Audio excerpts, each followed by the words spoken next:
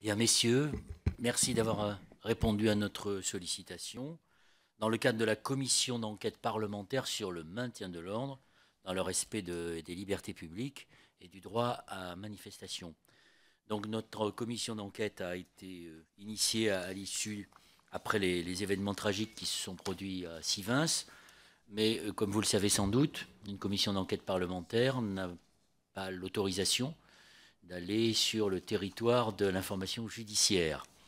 Donc notre commission d'enquête n'a pas pour objectif de procéder à une enquête sur les circonstances de la mort de Rémi Fraisse, mais de contribuer à améliorer le maintien de l'ordre dans notre pays, à la lumière notamment de ce qui s'est passé à Sivens, mais dans d'autres endroits. Donc nous avons procédé à de nombreuses auditions d'experts, d'officiers de la gendarmerie ou de la police, d'élus, et nous vous recevons aujourd'hui donc pour vous entendre. L'idée est que la procédure que nous avons mise au point, c'est de vous écouter pendant une dizaine de minutes, et puis ensuite, monsieur le rapporteur, Pascal Poplin, vous lancera une série de questions, ainsi que les commissaires présents. Mais auparavant, obligation m'est faite de vous demander, selon l'ordonnance du 17 novembre 1958, de prêter le serment de dire la vérité, toute la vérité, rien que la vérité, de lever la main droite et de dire je le jure. Alors il faut que vous leviez la main droite chacun et que vous disiez je le jure. Merci beaucoup. C'est un certain formalisme, mais nous y plions. Donc on vous écoute, je suppose que vous allez vous partager la parole. Quand je dis 10 minutes, je ne vous oblige pas à faire 5 minutes chacun, hein. Vous pouvez...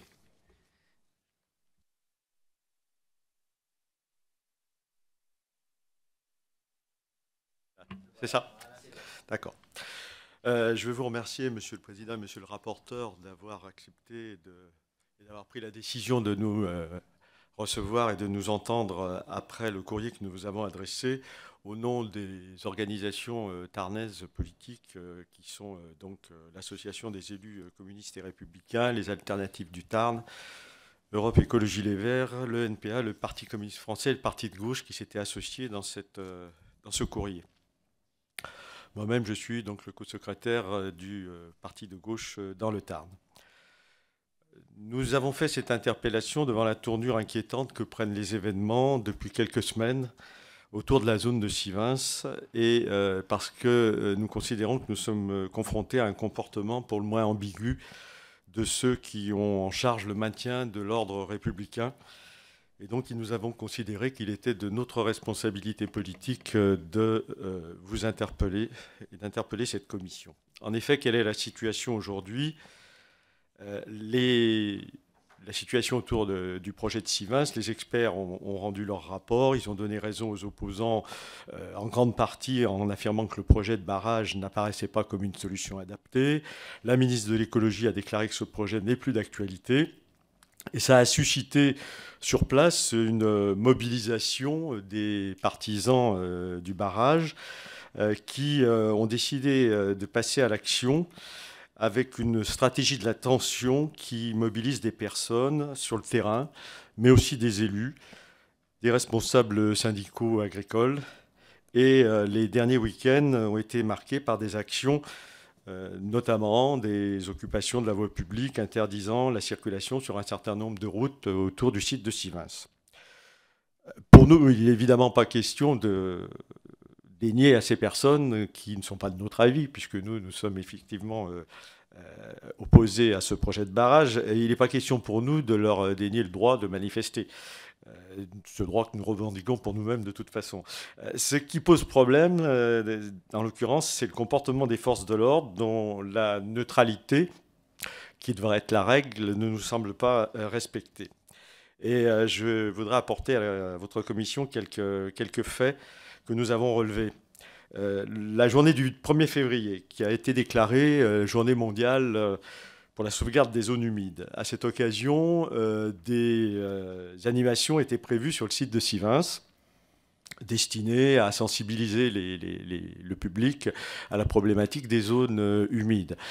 C'était des conférences, etc. Et donc, on attendait un certain nombre de personnes sur la zone. Plusieurs dizaines de personnes ont convergé vers la zone. Enfin, elles ont tenté parce que les routes dès l'aube étaient interdites à la circulation et des blocages étaient mis en place par donc des individus très organisés.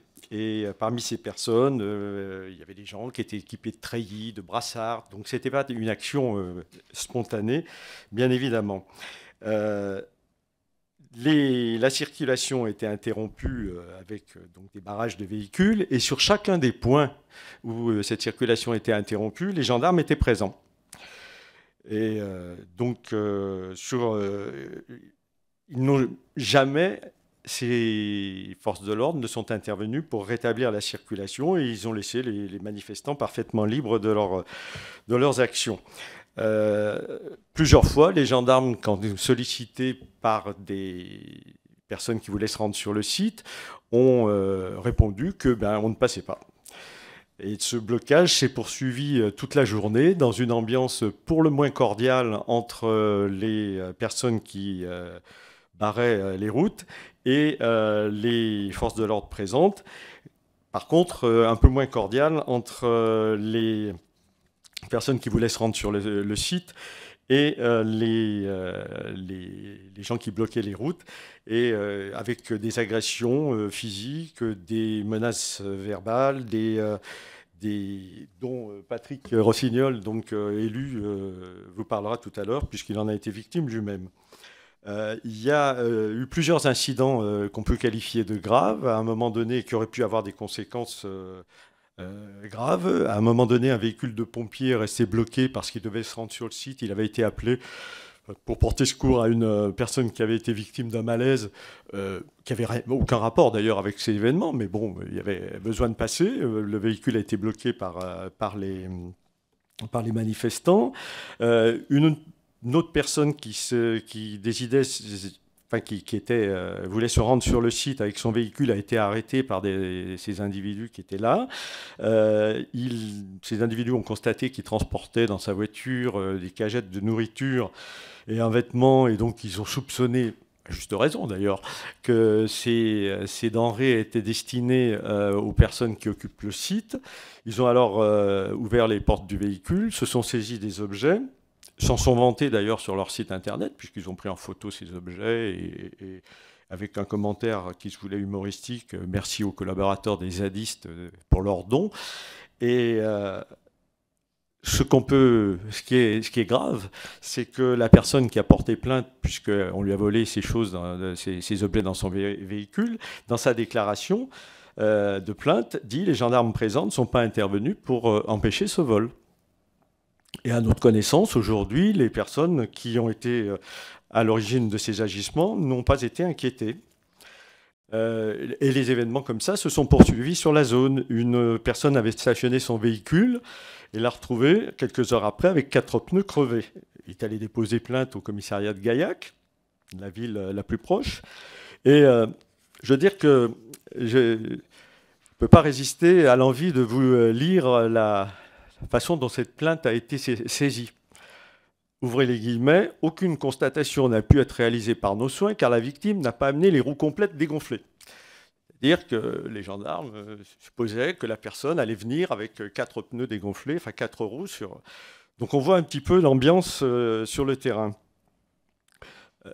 À la suite de ce dépôt de plainte, d'ailleurs, la personne est retournée à son véhicule, qu'elle a retrouvé, l'a renversé dans le fossé. Donc elle est retournée porter plainte. Et tout ça s'est terminé dans l'indifférence générale, puisque depuis, rien n'a été, à notre connaissance, aucun des auteurs des faits n'ont été poursuivis.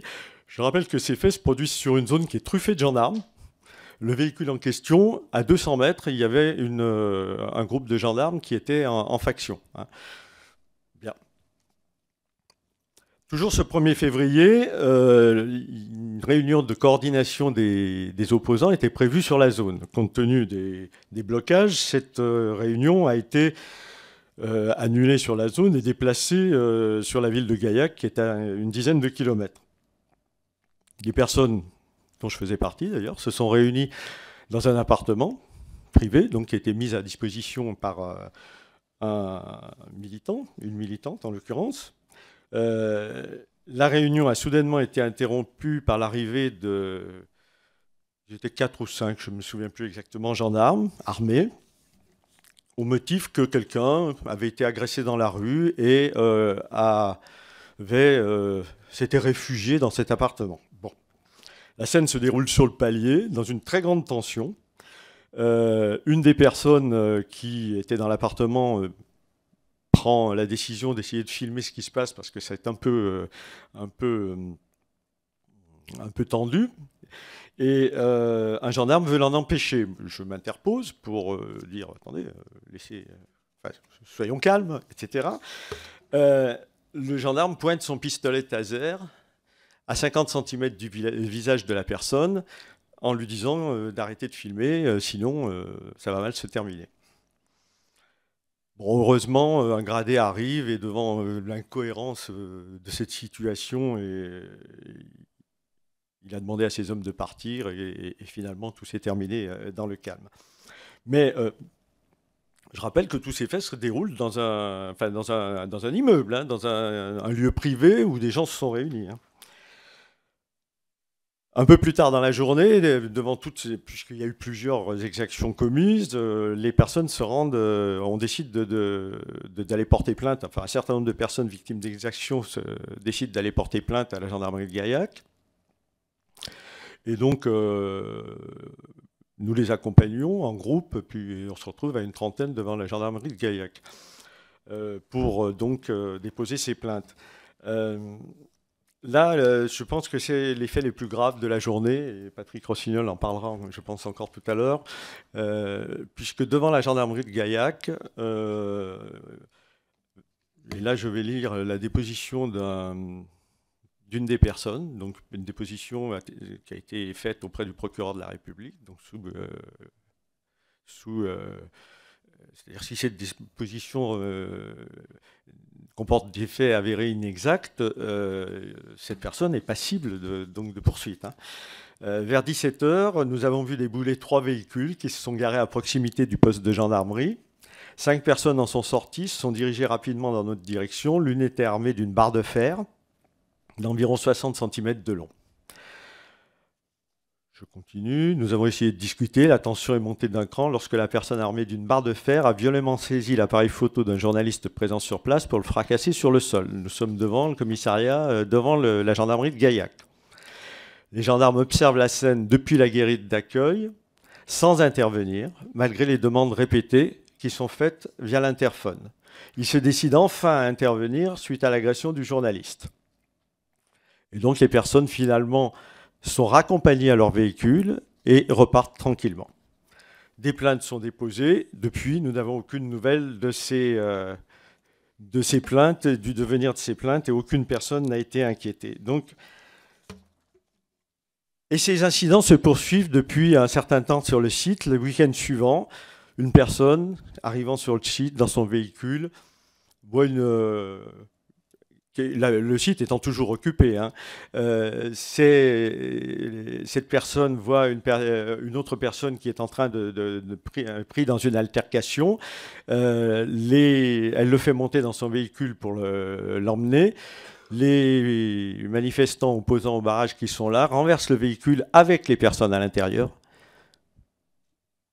Aucune suite est donnée, la plainte est déposée, à notre connaissance, toujours aucune suite n'est donnée.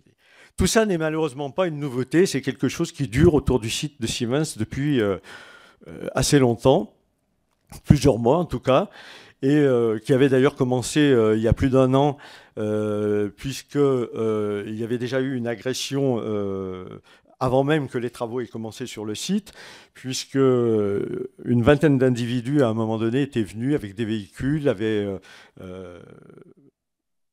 attaqué la maison dite la Métairie-Neuve, qui abritait un certain nombre de personnes qui occupaient symboliquement le site à ce moment-là. Les assaillants avaient tout détruit, avaient cassé les portes, les fenêtres, répandu du répulsif, étaient repartis dans leur véhicule dont les plaques d'immatriculation avaient été masquées, donc il s'agissait bien d'une opération de commando. Hein. Et à notre connaissance, ça fait plus d'1 an, aucune de ces personnes n'a jamais été inquiétée, on n'a retrouvé personne.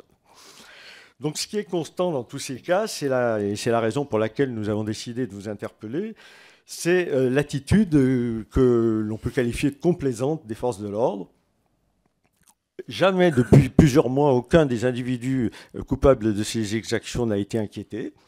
L'impunité dont ils semblent jouir, le soutien, voire les encouragements dont ils bénéficient de la part de certains élus, les encouragent dans l'escalade de la violence.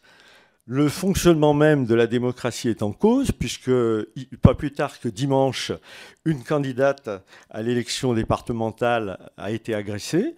Son véhicule a été tagué, les pneus ont été crevés. Plainte a été déposée, là encore. Pour ma part, moi, je qualifie ces méthodes de fascisantes. Et elles sont, je le crois, le résultat de l'impunité dont semblent jouir, ou tout au moins dont ils ont le sentiment de bénéficier, et aussi, on peut le dire, de l'attitude de certains élus qui ont tendance, et je crains que la période électorale ne soit pas favorable au calme, certains élus ont tendance actuellement à exacerber les tensions. Vous pouvez conclure, voilà, monsieur je Guterres. conclus. Nous croyons, les organisations que nous représentons, nous ne sommes pas des gens qui estimons que la violence est l'outil le plus nécessaire, le plus apte à faire entendre nos voix. Le rôle des forces de l'ordre doit être de faire respecter la loi pour tout le monde. Et c'est malheureusement pas le cas de ce qu'on constate actuellement autour de Sivins. Merci beaucoup, monsieur Rossignol. Il vous faut appuyer sur le petit symbole. Merci. Oui, déjà, oui, merci aussi de nous entendre. Je vais essayer de ne pas répéter, même si je reprendrai évidemment certains faits, mais d'être un peu complémentaire à ce que vient de dire Bernard. Donc peut-être je commencerai par me présenter un peu, puisque pour situer, je suis agriculteur. Donc c'est parce que c'est un peu particulier par rapport à ce problème de Sivins. Je suis agriculteur, je suis céréalier, je cultive du maïs en société avec 2 voisins. Et on est irrigant. Donc je ne suis pas forcément contre les lacs collinaires, au contraire, puisque j'en utilise. Et donc je pense qu'il est nécessaire en effet d'avoir de l'eau, et que c'est mieux de faire des lacs collinaires que de puiser dans la nappe phréatique. Voilà, donc je suis pas vraiment foncièrement contre, et je ne l'étais surtout pas au départ quand j'ai entendu parler de ce projet de barrage. En plus, je suis membre de la FNSEA, donc ce qui aide peut-être pas non plus. Et puis, par-dessus le marché, je suis maire d'une petite commune du fond du Tarn. Donc je dirais que c'est même à cause de ça, un peu en tant que citoyen, père de famille, enfin, et maire, que je me suis intéressé à Sivins, et que là j'ai pris position quand je me suis aperçu il y avait un rapport de force et qu'on utilisait les forces de l'ordre pour arriver à enclencher, à mettre un projet en route qui attendait depuis des dizaines d'années, parce qu'il y a eu différents projets successifs, et que je me suis dit que là c'était quand même choquant, ça m'a choqué de voir qu'on pouvait s'attaquer à des jeunes en particulier, des moins jeunes aussi, mais en utilisant la force pour un projet qui pouvait, à mon avis, attendre un peu, quoi. On pouvait arriver à négocier sans utiliser les forces de l'ordre. Parce que j'étais persuadé, j'ai eu l'occasion de rencontrer M. Carsenac à plusieurs reprises, au Conseil général, mais aussi dans ma mairie, et je lui avais dit, mais vous êtes fou, ça va dégénérer, c'est de la folie. Et moi, en tant que maire, vous me feriez ça sur ma commune, j'explose. Je comprends que Mme Lerme, actuellement, soit en difficulté, sauf que je n'aurais pas réagi comme elle. Je n'aurais pas poussé à... Qui est Mme Lerme Pardon, la maire de l'Île-sur-Tarn. Donc voilà, en tant que maire, je lui disais, je comprends que cette pagaille chez elle, qu'elle soit un peu désemparée, que bon, voilà, que ça la fasse exploser, je comprends. Sauf que bon, c'est pas en attisant encore actuellement, par des propos, des fois en réclamant les forces de l'ordre, enfin, à mon point de vue, en tant que maire, c'est pas comme ça que je réagis. Et c'est ce que j'ai dit et répété plusieurs fois à M. Carsenac. Je n'ai pas été le seul. Voilà, donc au départ, c'est vraiment ça qui m'a fait prendre position. Après, par la suite, c'est vrai qu'en tant qu'agriculteur, quand j'ai regardé le projet, que j'ai vu le coût du projet, parce que j'utilise un lac collinaire et que le coût est 4 ou 5 fois, c'est ce que je dis moi, j'ai un de mes associés l'autre jour qui m'a dit, tu parles 4 ou 5, 10 fois moins cher, il nous a coûté notre lac. Donc c'est vrai que quand on voit le coût, plus l'emplacement, la technique, enfin... sachant que c'était une zone un peu à protéger, je me dis qu'on aurait pu le faire ailleurs et à un coût moindre. Donc là, c'est vrai qu'en regardant le dossier, j'ai compris que les opposants au barrage avaient sûrement raison. Et donc, je me suis retrouvé, malgré ma position, parce que ça ne m'enchante pas d'avoir la profession agricole sur le dos, mêmes mes associés qui me font des remarques, parce que, bon, voilà, avoir des reproches de la part d'agriculteurs. J'essaye de m'intégrer dans la profession agricole. Je ne suis pas en opposition, mais là, je suis obligé de prendre position. Voilà, donc après, je ne m'éterniserai pas justement sur le côté, le bien fondé ou mal fondé de ce projet. Mais par contre, je reprendrai un peu ce qui s'est passé le 1er février, puisque bon, auparavant, j'ai eu à participer justement pour aussi m'informer, savoir exactement ce qui se passait. Je suis allé sur le site lors de certaines manifestations, dont celle du 25 et 26 octobre. Et donc là, j'y étais le soir même. Et donc c'est vrai qu'il y a là aussi, il y a des choses qui m'ont choqué, parce que bon, j'ai vu, bon, à ce moment-là, ce rapport de force avec les forces de l'ordre présentes, qui, à mon avis, n'avaient rien à faire, il n'y avait rien à protéger. C'est-à-dire, pour moi, les forces de l'ordre, elles sont nécessaires quand on a besoin de protéger ou du matériel ou des personnes. Là, il n'y avait rien à protéger. Donc c'est vrai que ça m'a choqué, et j'ai senti que c'était, du coup, un peu la provocation qui a fait qu'il y a des jeunes qui sont venus, que je ne défendrai pas, qui sont indéfendables, c'est inexcusable. Je les ai vus rentrer dans la zone, et je savais très bien que là, de nouveau, eh bien, ça allait à la confrontation. Donc dans la partie où ça se passait bien, bon, et après, un peu plus loin, ben, c'était ingérable, c'est sûr. Mais ces gendarmes, est-ce qu'ils avaient quelque chose à faire là? Qui leur a donné et qui a incité à ce qu'ils soient là? Donc ça m'a un peu choqué. Alors après, j'y suis revenu le 1er février, mais là, dans d'autres conditions. Là, j'y suis venu pour continuer à me tenir informé, mais aussi parce que c'était une journée sur les zones humides. Donc j'y suis allé, j'aurais pu y aller en famille. J'y suis allé bon enfant, comme ça. Je me suis dit, tiens, ça correspond, parce que aussi, j'ai oublié de vous dire, c'est que j'ai une activité de tourisme où j'encadre des activités sportives, dans la spéléo, du canyon, dans la randonnée. Donc ce problème des zones humides m'intéresse et je m'en sers dans mon travail. Et donc là, c'est vrai que quand j'y allais tranquillement, et là je suis tombé sur des barrages que je n'attendais pas, qui n'étaient pas prévus.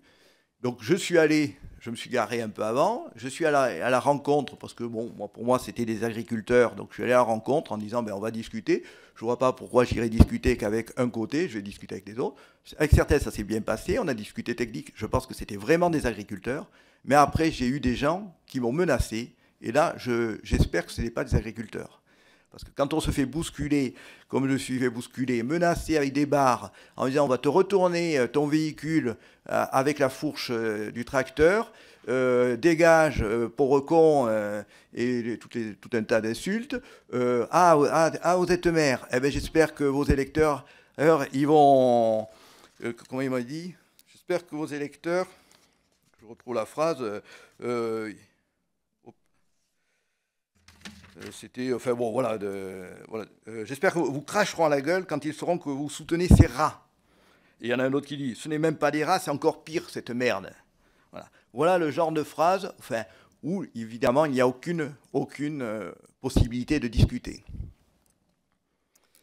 Donc après, ben, bon, là j'avoue que, je dis une parenthèse, j'avoue que là il y avait des gendarmes qui, quand j'y étais au moins, ont été corrects. Ils passaient entre les uns et les autres et ils avaient une attitude correcte, je trouve, de surveillance, et que là, je comprends leur présence.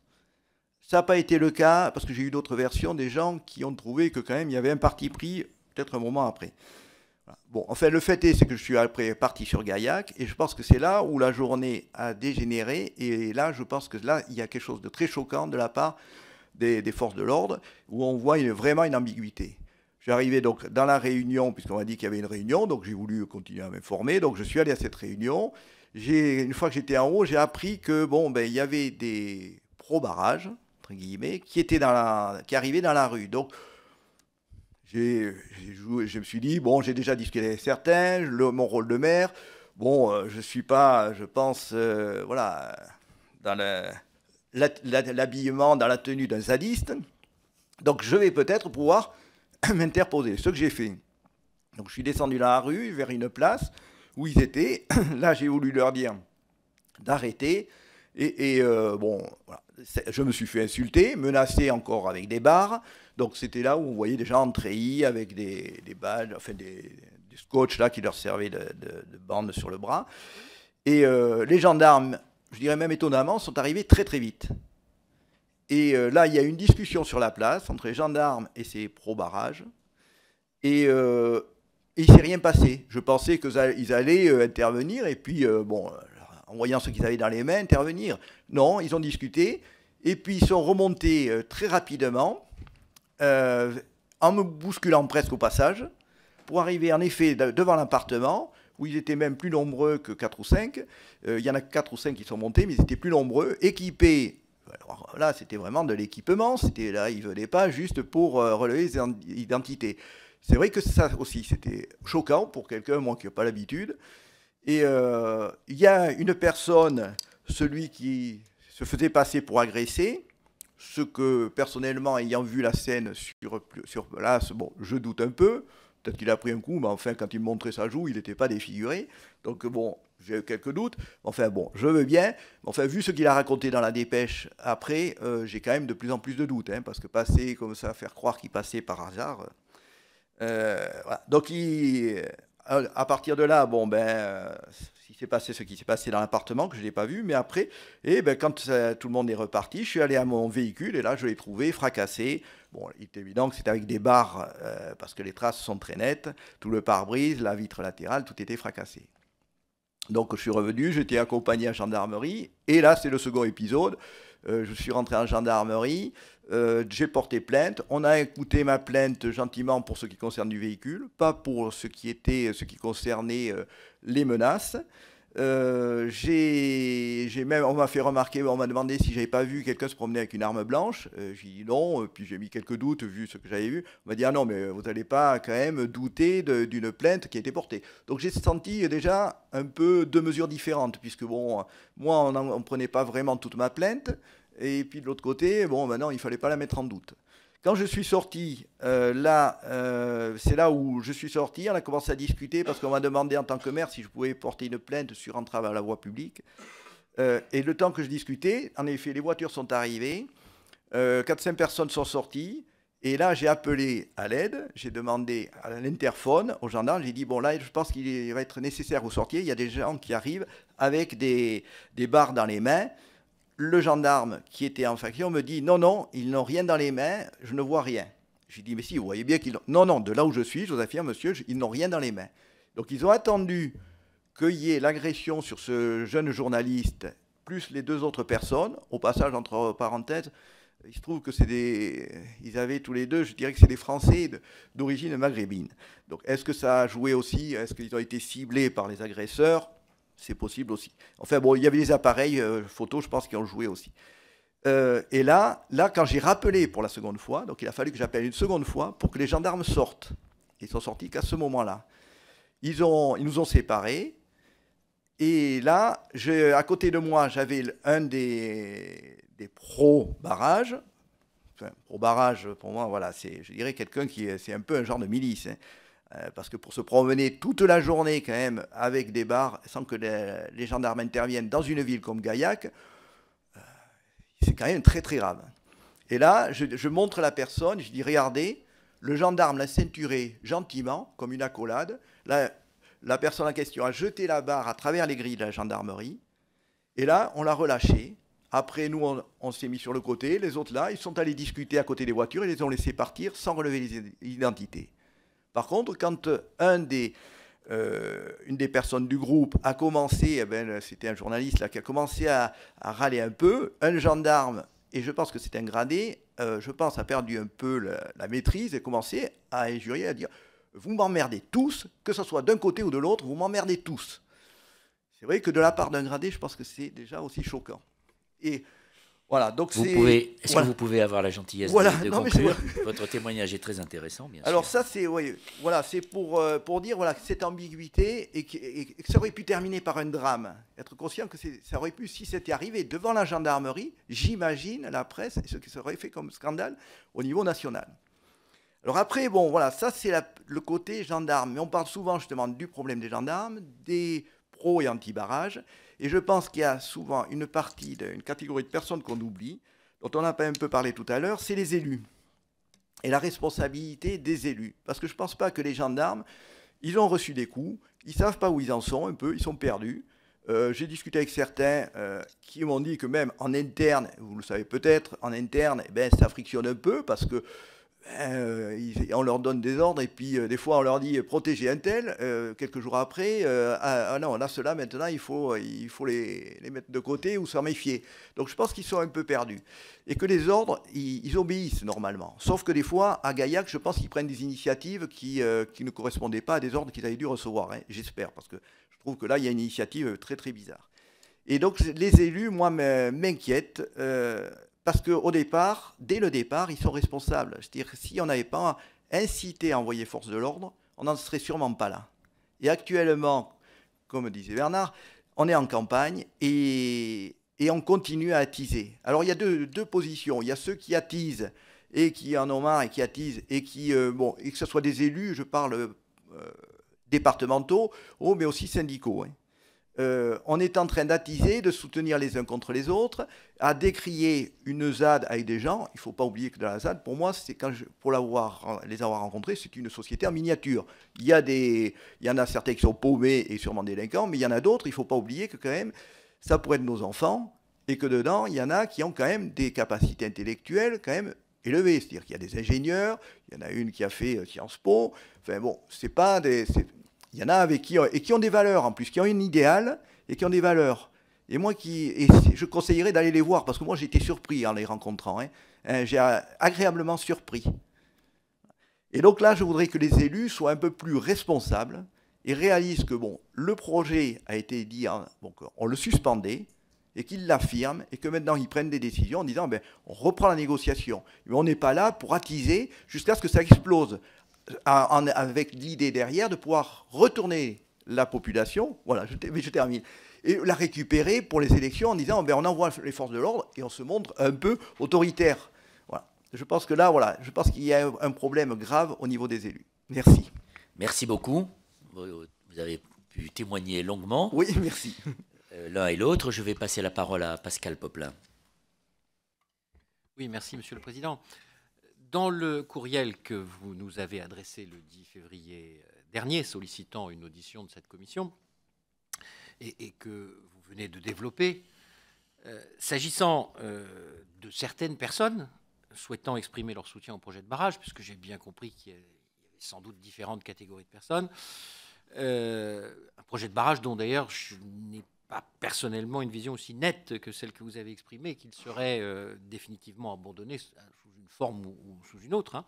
Mais vous dénoncez, je cite vos termes, des interdictions d'accès, des actes graves, violences physiques, menaces, destruction de biens.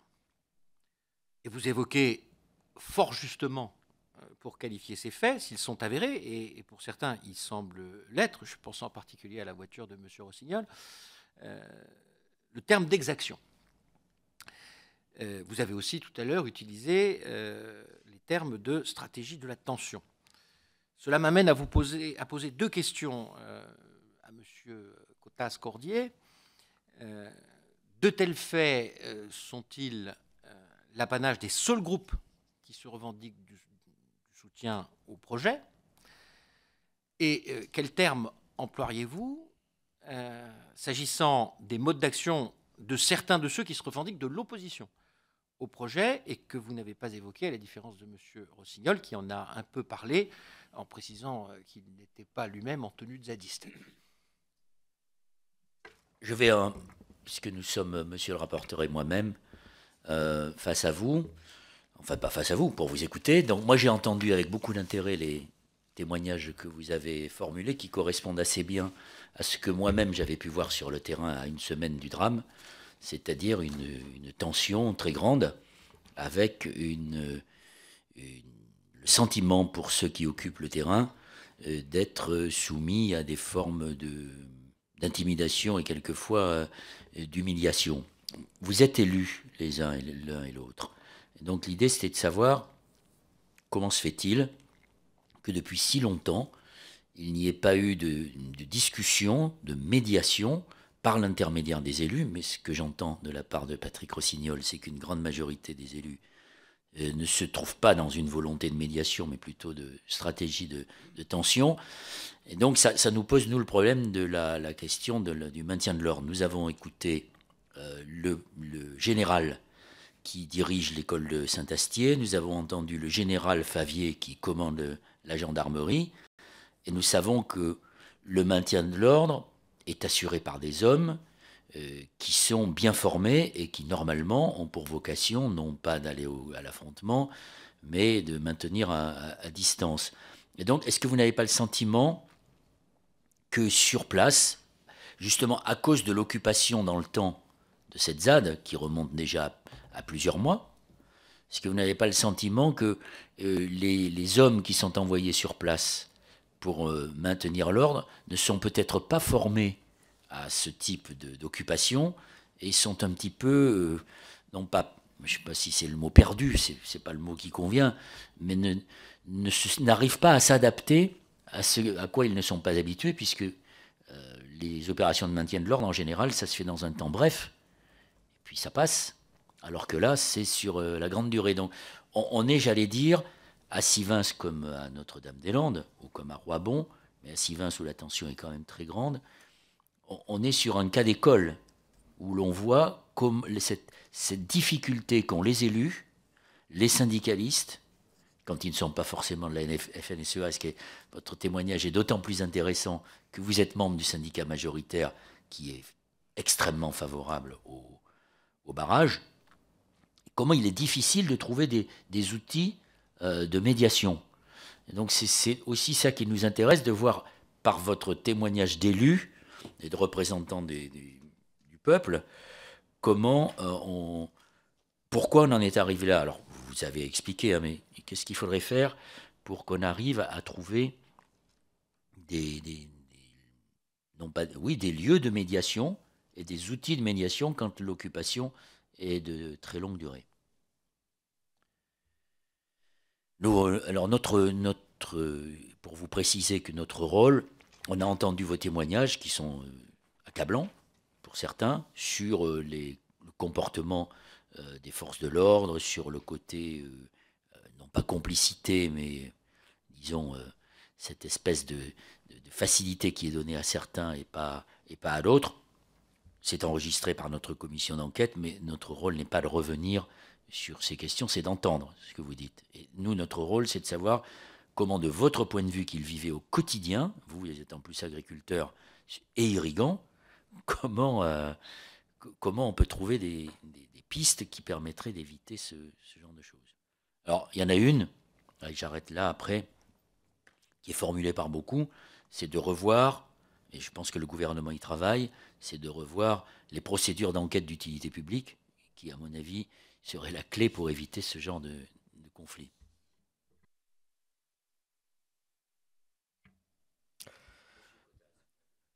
Oui. Monsieur le rapporteur m'a posé une question sur est-ce que ces faits sont l'apanage des seuls groupes des pro-barrages. Bien sûr que non. Bien sûr qu'il y a il y a eu des affrontements, et il y a eu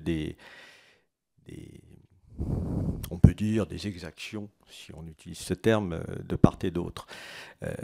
Ce que je veux souligner quand même, c'est que, et c'est là que le rôle de l'autorité publique, des forces de l'ordre, est important, c'est que l'attitude n'est pas la même, justement. C'est-à-dire que lorsqu'il y a des exactions commises par des opposants au barrage, ils ont été plusieurs fois interpellés, il y a eu des contrôles d'identité, il y a eu même des condamnations. Prenons la dernière journée du 21 février, il y a eu une manifestation à Toulouse pour soutenir les zones à défendre. Si je prends une citation, parce que je l'ai notée, du journal Le Monde, les forces de l'ordre étaient présentes dans un dispositif particulièrement important. Et pas moins de 17 manifestants ont été interpellés. Principalement, disent-ils, des casseurs, parce qu'effectivement, il y a eu de la casse. Et loin de nous l'idée de soutenir le fait que d'aller casser des vitrines à Toulouse peut faire avancer la cause de sur ces sujets. Mais lundi même, c'est-à-dire 2 jours après, 4 personnes passaient en jugement et étaient condamnées à des peines de prison avec sursis, à des amendes. C'est pas ce qui se passe avec justement les autres personnes dont j'évoquais les agissements tout à l'heure. C'est bien ce qui crée aussi la tension sur le terrain, c'est le sentiment qu'il y a une différence de traitement entre les uns et les autres. Lorsque le 18 septembre, à Albi, des agriculteurs pénètrent dans la ville avec des tracteurs qui traînent des bennes de fumier, qui viennent jusque devant les grilles de la préfecture déverser des tonnes de fumier, qui, après, se rendent à la cité administrative, trouvent les portes closes, brisent les barrières, pénètrent, déversent là aussi des tonnes de fumier, s'appliquent beaucoup à les mettre jusque quasiment à l'intérieur des bâtiments, ce qui entraîne des travaux de nettoyage qui vont durer plusieurs jours et donc qui vont coûter cher. À aucun moment, les forces de l'ordre n'interviennent. Tout ça se déroule dans une totale impunité. Donc, il y a vraiment un sentiment qui est qu'il y a 2 poids, 2 mesures, et que le traitement subi par les uns n'est pas le même traitement que subi par les autres. Et ça entraîne justement une exacerbation des tensions et des positions. Je ne justifie pas, et les partis que je représente ne sont pas les partis qui justifient des agissements contraires à la loi, mais il faut reconnaître aussi que par rapport au problème de Sivins, si des opposants à ce projet n'avaient pas pris des positions, certes, qui sur le plan de la pure légalité, sont discutables, puisqu'ils ont occupé une zone, ils ont occupé une maison qui appartient au Conseil général, ils sont toujours sur place, etc. Mais si ces gens-là ne s'étaient pas, ces lanceurs d'alerte ne s'étaient pas opposés, le barrage, que tout le monde juge aujourd'hui comme un mauvais projet, qui n'est plus d'actualité, qui ne devra pas être réalisé tel qu'il était prévu, sans compter les questions de conflit d'intérêts qu'il y avait dans cette affaire-là. Si ces gens-là n'avaient pas franchi, c'est vrai, des degrés par rapport à la légalité, eh bien ce projet serait aujourd'hui en cours de réalisation et les choses continueraient. Donc, il y a effectivement le sentiment que les uns et les autres ne sont pas traités de la même façon, et il faut, pour arriver justement sur comment on peut améliorer les choses, donc effectivement faire que ces situations ne se produisent pas, je crois que bon, il y a la procédure des enquêtes publiques qui évoquait Monsieur le Président, c'est effectivement sur ce terrain-là que les choses doivent être modifiées. C'est-à-dire qu'on voit bien aujourd'hui sur tous les cas qui ont été cités que ces projets-là ne peuvent pas se développer sans qu'il y ait une concertation avec les populations, les citoyens, localement. Il faut qu'il y ait une acceptation de ces projets, et ces projets ne peuvent être acceptés qu'à partir du moment où il y a une véritable participation des citoyens à la prise de décision et une implication dans les processus de décision. Monsieur Rossignol, sur la question concernant la médiation. Alors, oui, en fait, je reprendrai quand même peut-être un peu avant pour répondre. Là, c'est vrai qu'on est toujours en train de vouloir demander à ceux qui sont opposés au barrage de reconnaître les exactions, en particulier de la ZAD. C'est vrai, je crois qu'on ne le nie pas. Et moi, le premier, j'ai vu des choses qui sont inacceptables.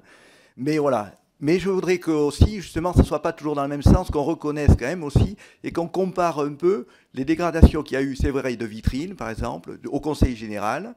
Mais même si, justement, là, il y a eu des remarques qui ont été faites que c'était bizarre, les dégradations, on les a laissées faire. Bon, ça entre parenthèses, mais que quand on regarde au niveau des zadistes, comme c'est des gens qui sont, c'est des parias, aux yeux de beaucoup, et on les fait passer pour ça, comme des Roms là, qui seraient là et qui sont parqués, qu'il faudrait éjecter. Je crois qu'il faudrait regarder ce qu'ils ont subi quand même. Et si on prenait la liste, parce qu'ils ont fourni une liste, et on a tout un dossier qu'on ne vous a pas lu, parce que là, autrement, on y est pour la journée, je pense que c'est quand même déséquilibré. Et il ne faudrait pas que, parce que c'est des gens qui sont moindres, c'est-à-dire, moi je le vois même personnellement, on en a parlé dans la presse, parce que j'ai dit que j'étais maire. Donc on a parlé de mon fourgon. Ça aurait été le véhicule qui était derrière moi, qui aurait été cassé, je pense que ça passait inaperçu. Donc là, c'est là où il faudrait quand même, voilà, que l'honnêteté soit des deux côtés. Et ne pas demander toujours aux mêmes de baisser la tête et de dire oui, je reconnais qu'il y a parmi nous. Voilà. Dans la ZAD, je répète, c'est une mini-société, il y a des bons et des moins bons. Mais voilà.